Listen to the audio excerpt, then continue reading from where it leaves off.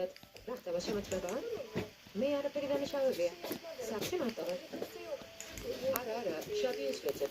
გავიგეთ რომ აქ ცხოვრობს. მისი და. და? შადია აქ არ არის. დილით წავიდა სახლიდან. წავიდა? სად წავიდა? არ ვიცი. ხო, მაგრამ თქვენ ხომ ერთად ცხოვრობთ? მუშაობს, რა საქმიანობს? მუშაობს. მგონი მაღაზიაში მუშაობს. ზუსტად არ ვიცი სად. მართლა? მაღაზიაში? რომელ მაღაზიაში?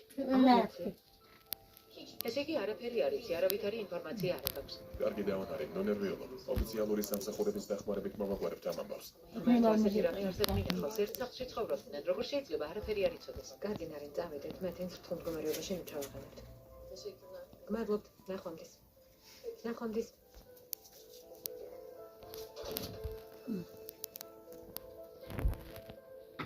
წავიდა გოგო, წეთ გოგო.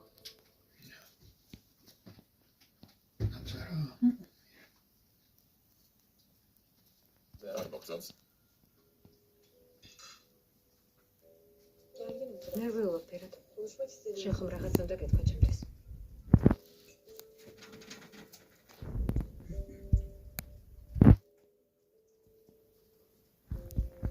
რა გადაწყვეტე? რასთან დაკავშირებით? ვაცახაბას შეთან რომ უნდა